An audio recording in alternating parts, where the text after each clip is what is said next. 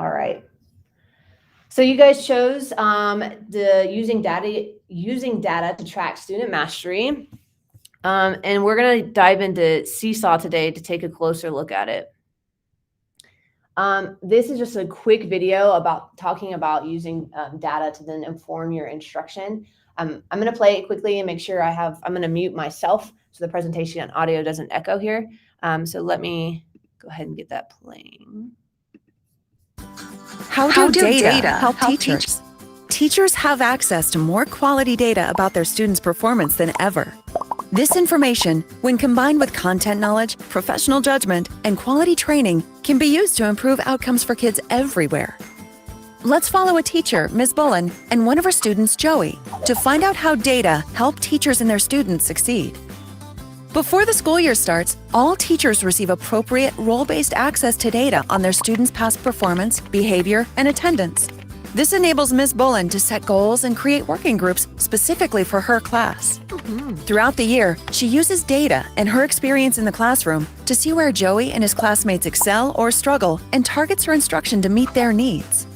Ms. Bullen uses data about Joey's performance to show his parents what he's learning, how he's growing, and where he may be struggling. She also talks with Joey about his own data, and they work together to set goals. Throughout the year, Ms. Bullen and her principal review her performance data together to evaluate how she's doing with different students, standards, and concepts, and to note strengths and opportunities. Her principal uses information to help identify the best ways to support Ms. Bullen and her colleagues. Ms. Bullen and other teachers meet regularly for training and to use data to solve problems and identify promising practices. They also have access to powerful tools that let them know when kids may be getting off track. Midway through the year, Ms. Bullen sees that Joey is at risk of failing. Ms. Bullen works with Joey, his parents, and his other teachers to get him on track. By the end of the year, Joey's data shows that he's on track for success, though he'll continue to need support. When teachers are empowered with data, everyone does better. Learn more.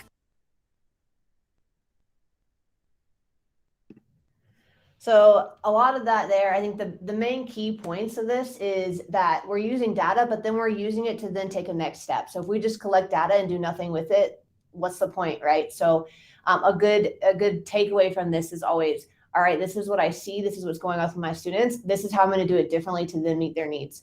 And that's what we're going to take a little bit deeper dive into with Seesaw of how we can look at that to then take those next steps. How do data help teachers? There we go.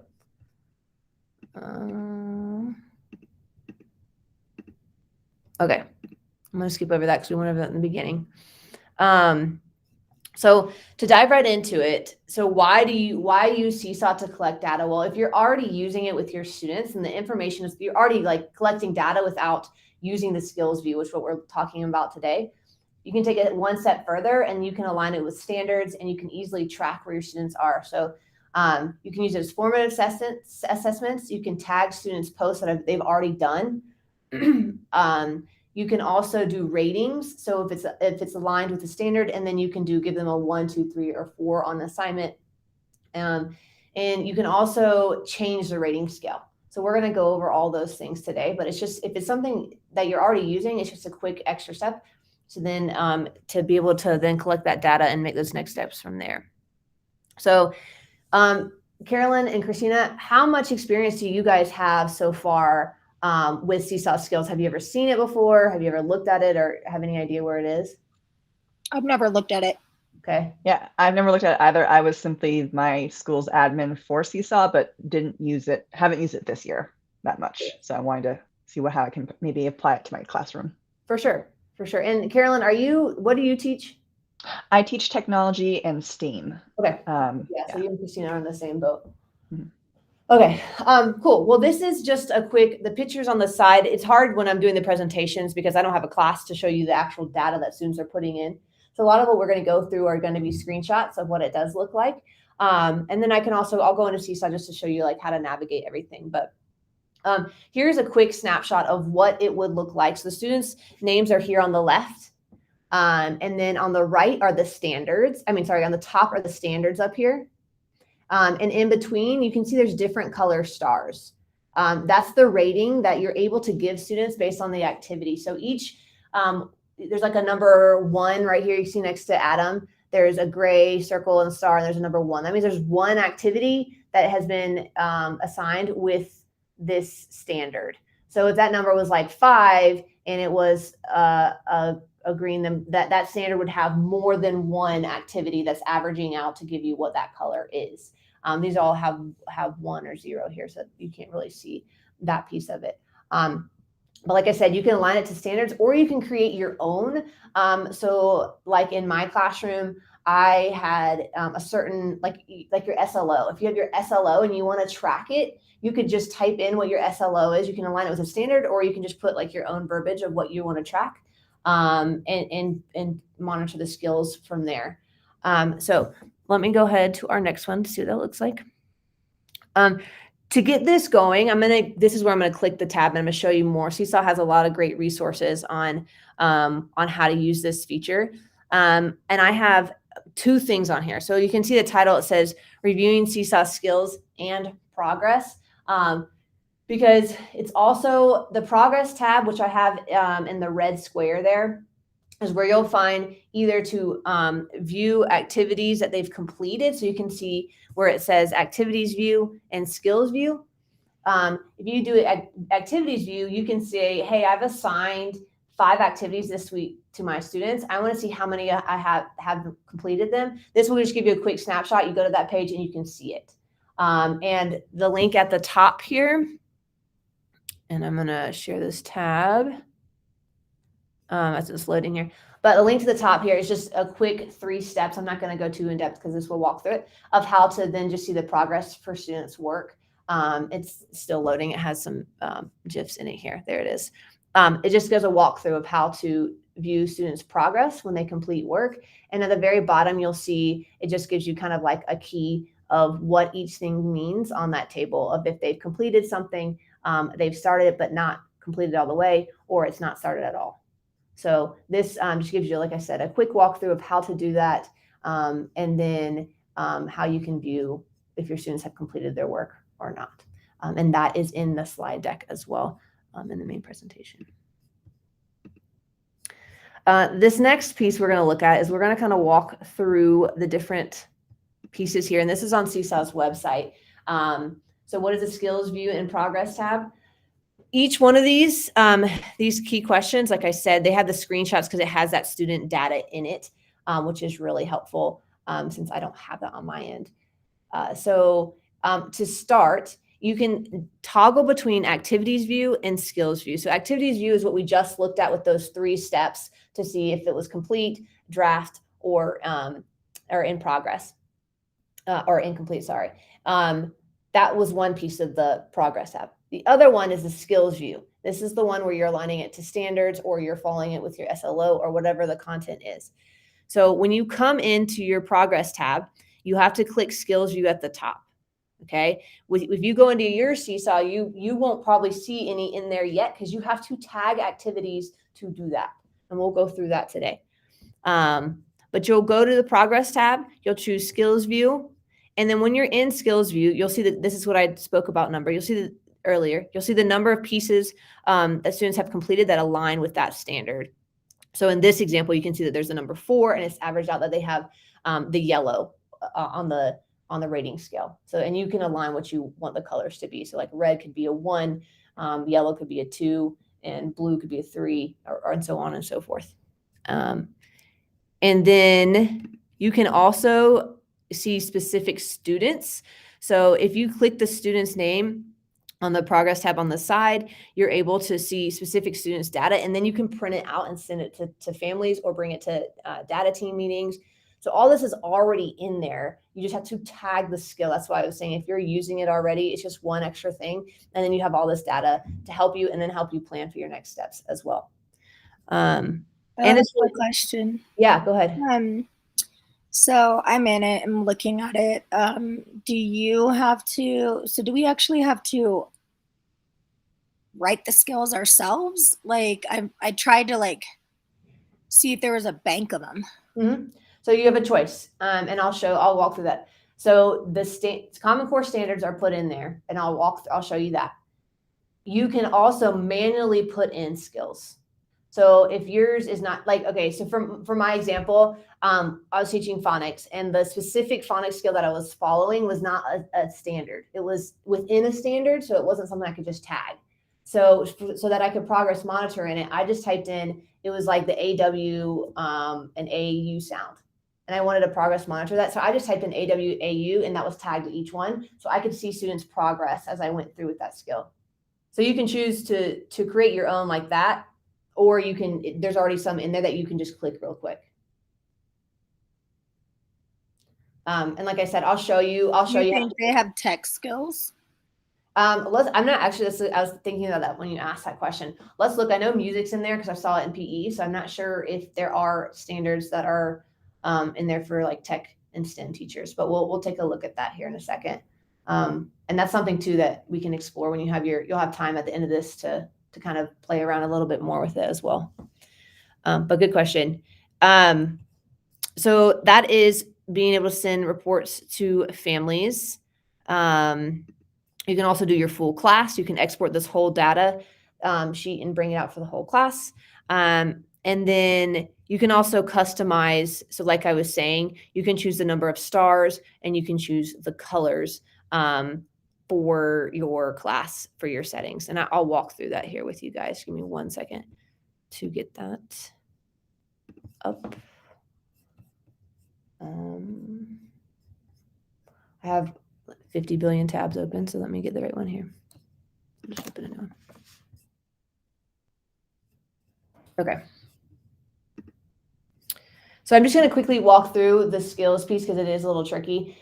I have some activities that are already in here. If you come in and you go to your settings, the wrench in your class, and then you scroll down to where it says manage skills underneath progress, all of these things are what you can make unique for you. So underneath manage skills, this is where you would add ones that, so you click new skill. These are ones that are not already in there. So this is where I'd add, like I said, the AU sound. That's what I want to focus on. If it was one specific thing, this is for you. It doesn't have to be aligned to anything. It's for you. So if you just want to put like unit 1, whatever, you can put it. This is for you to track. There is I'll show you the way to get to the ones that are already in there as well. But if you go in this way, this is where you can add your own skills. This is where you can change your star rating. So let's say that you want only 1, 2, and 3 for your students. Or let's say that you want a larger scale and you want 6 stars. So you have more of a range of where you're going to rate your students at. And then you can change your colors here as well. If you choose this, you can choose which color scheme you want to use to help with your ratings of your students. Those are the 2 pieces I want to show you in your settings piece. The next part is I'm going to go into my activities. And I am going to show you 2 things here. So if I already have a activity, so I'm just going to use this activity, and I come over here and I click the 3 dots, I can copy and edit it.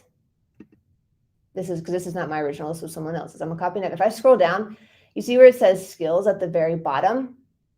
It says none. I'm going to click that.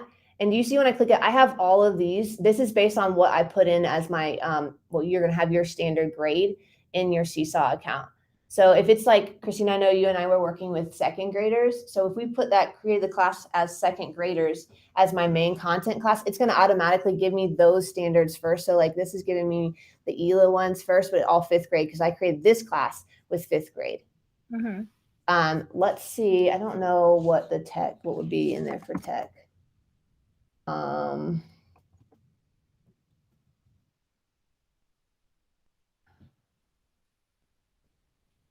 Yeah, use technology to produce. That's the only thing. It's aligning with the Common Core standard. So to answer your question, Christina, I don't know if there's one specific with a standard you guys are using, but these are the Common Core. But if you're aligning to something with a teacher or something else, this might be helpful. The already made Common Core standards in here. So you would just click it. So I'm going to say I'm going to use this one. I would just click this here and then click the green check. And now this activity is tagged with that skill. So you have to take this step to then see it in the progress view. If you don't do that, there's nothing going to be in your progress view. You can also, though, do it after the fact. So let's say, and you click save as well. Let's say that I already have students did an activity and I did not tag it to a skill, but I'm like, oh my gosh, this activity did a great job of explaining or showing where my students are with their addition and subtraction, whatever the case may be. You can come again to the 3 dots at the bottom of the activity, and you can edit the activity there. And you can also change the skills here at the bottom. You have to, though, do that before your students complete it. If your students have already completed the activity, then you need to go into that student's response, and then you'd have to tag their specific response. I know this is kind of a lot, but this, you see the little graduation hat here? That is going to give you a place to tag that specific one and then grade it. So this is where you would then give them the star rating. So this is not tagged with a skill yet. Let's say it's this skill I want to tag them with, standard, and then I want to give them a rating on it. They got them all right, so I'm going to give them all the stars, and then I'll click the green check. So now that's going to be in my skills view. It will not be in your skills view until you have to go through and tag it with a standard or a skill that you put in specifically. I know that was a bit confusing. Do you guys have any questions specifically about the skills view piece of it? No, it actually seems pretty easy to use. Okay. All right. I'm going to hop back over to the slide deck. So that was a skills view. On the slide deck, when you're looking back at this, using this link at the bottom that says Seesaw Skills View, that's what I went through to walk you through each step, and that's super helpful as a reference to look back at. So just as a note there. The next thing I'm going to talk about is this is not the skills view piece of Seesaw, but it's using folders to collect and analyze student data.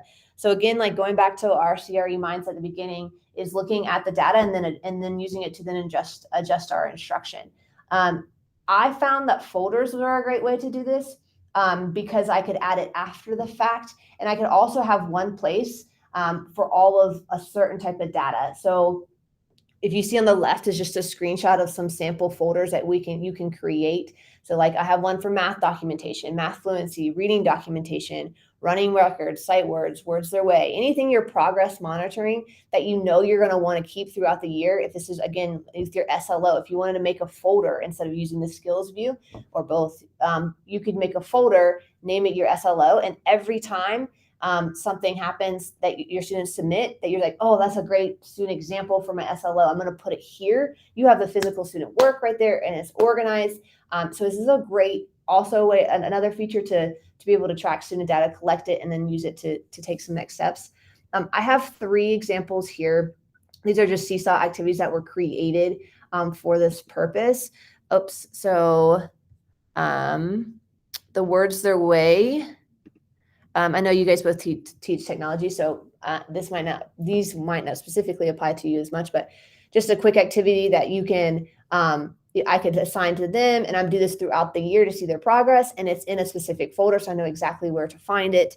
I also have an example of a running record activity in here that you can do the same running record to see the student's progress or move forward for there. This is reading A to Z. As well as like a quick counting fluency activity that could be used that you put in folders that you use throughout the years to check students' progress. Also, if you look at the bottom is another example. Whenever I'm opening that activity, this writing assessment, I can see all of my students' work really quickly. So I'm able to open this up. This was their writing progress. I have one quick look at where they were with their writing rather than having to open each individual one, which is super helpful too if you're just trying to get a quick snapshot where your kids are to then inform your instruction for next steps. So I wanted to share those 3 examples of just some good ideas to put into the folders. I'm going to hop over to Seesaw just to quickly show you that feature there of using the folders. So if you go into your settings, the wrench, you can scroll down to manage underneath folders. You have manage folders, And this is where you can create a folder to make it whatever type you would want. And then you have those folders created. So then whenever you're doing an activity, you can add it there. So let's say that this one is the one that I wanted to add into the folder. I'd do the 3 dots, or you can do 3 dots, or you can do, let me do this, it's a little bit easier. The folder here, and I can choose where I want to put it. So that's what I was saying. Like if they've already done work and you didn't tag it to anything, you didn't assign anything, but you're like, hey, this is great data. I need to hold on to this to show families. I need to hold on to this for DDI. This is the place that you can just quickly click the folder and say, okay, this was a great example that I need to hold on for math documentation. I'm gonna click the green check. So now it's there. So you can do it after the fact, or you can do it while you're planning your activity. So it's just another good way to help organize and then quickly find that. And then when you're looking at your folders later on, you can pin it down to look at specific students. So when I'm in my folders, which is this folder here on the blue, I can, well, it's not showing me because I don't have enough students, but you can filter down to specific students within that folder. So if I want to look at the math documentation, but I only want to look at Christina's work, I can then go to the math folder and then find her name. So just another way to help organize that and use student data. So those are the 2 pieces in Seesaw. And I've been talking a lot, so I'm going to shut up for a little bit. You guys, I want to give you guys the rest of this time to take a look at Seesaw, explore around. I'm going to be here to answer any questions you guys have.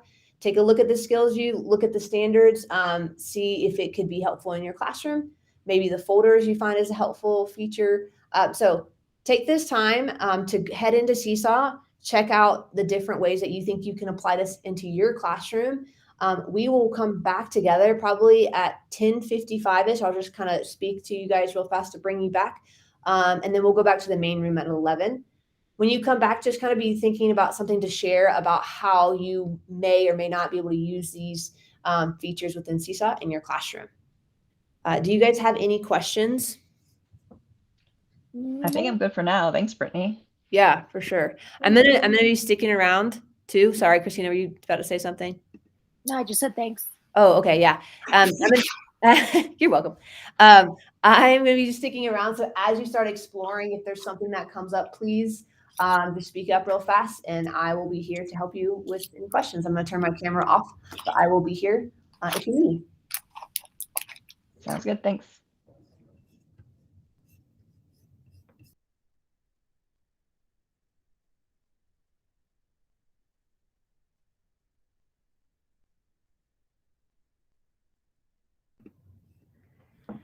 All right, Carolyn and Christina, if you guys want to start just heading back real fast, we're just going to do a quick debrief together, and then we're going to head back to the main call. So if you guys can just start heading back, just let me know you're back too. If you want to leave your cameras up, that's fine. Sounds good. I'm back. Cool. Yeah, I'm back. Awesome. Okay. Yeah, so the question's up here. Just how after like kind of exploring and having time to look at it, how do you see to use Seesaw to track data to inform your instruction in your classroom, or do you see it applicable or not? I could see me using it for my SLO next year, maybe. Okay. Yeah, I was thinking I could possibly see it using for SLO. I see it more as maybe I'll help other teachers, because I do feel like learning.com, I have other digital resources I use for tracking. And I know that classroom teachers haven't been keeping up with Seesaw, so I was hoping to take this more as so I could teach them later on. Yeah, So. yeah, for sure. Mm-hmm. For sure. That's a good idea. I don't know if the teachers have even ever really used it at our school. Yeah, and it really is. I found too with the skills feature, I've always found it easier to like after the fact, because it's like another step when you create lessons to tag the skills. So I found it really helpful after the fact to kind of work with it. But yeah, you guys are definitely good ambassadors for your school to help those other teachers that in like general ed classrooms that would be more useful too. Oh, for sure. I mean, like if I was teaching in first grade again, I definitely would use this all the time. Mm-hmm. Yeah. So very cool. Okay. Well, we have at 11 o'clock to pop back into the main call. I'm going to put the link for the main call in the chat so you guys can easily get to it. We're just going to do a couple announcements and a couple debriefs in the main call, and you'll get the link as well at 11. So it's about 3 minutes from now. So there's a link to the main call, and I will see you back over there. Sounds good. Thanks, Brittany. Thank you. Yeah, thank you guys.